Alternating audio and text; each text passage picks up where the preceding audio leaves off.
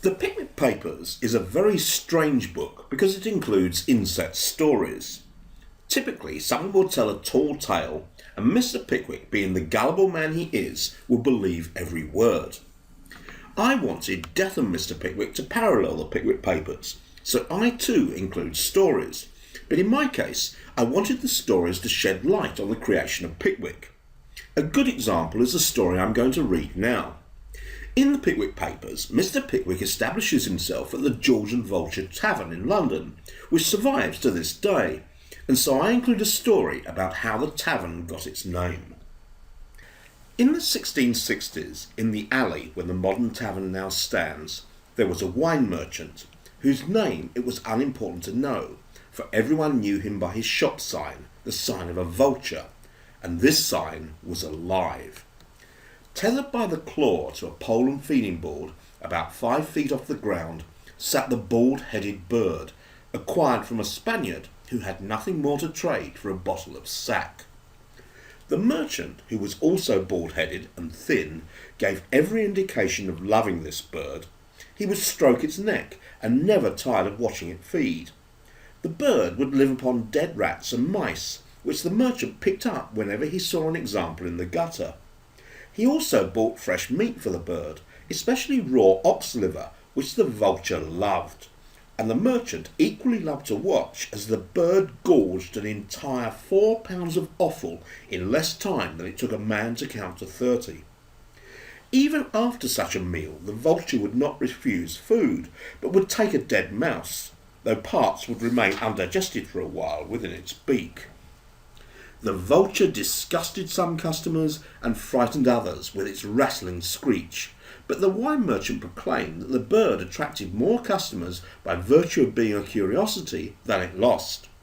Once, when the merchant articulated this view to a supplier of Burgundy, the unfeathered part of the bird's head flushed as if in agreement, and the merchant hugged his own hands in glee.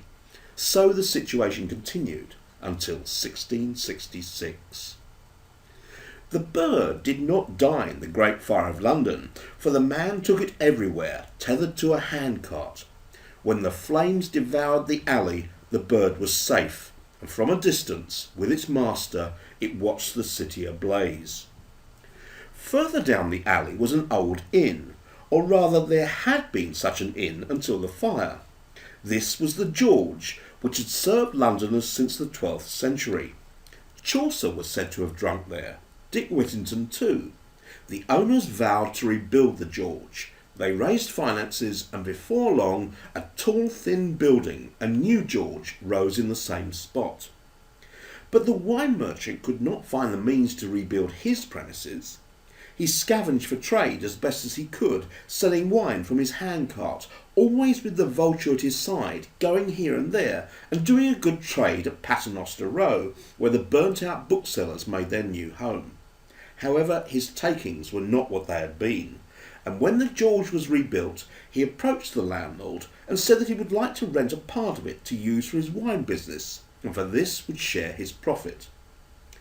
This proposal was not unwelcome to the George's landlord, except for one matter, the vulture. Its eating habits turned his stomach. Above all, he hated the way the bird fixed him in its eye. The mess it made on the street was yet another concern. He could not allow the merchant to keep the bird. The merchant pleaded that he was known as the Vulture Man, that he would be nothing without his bird, he would lose trade. "This bird is my partner," he declared. "You can't keep it," said the landlord. "This bird is my only friend." "You have no friends because of that bird." There seemed no possibility of a solution until the landlord said, "I will compromise. I will change the name of my inn to the George and Vulture.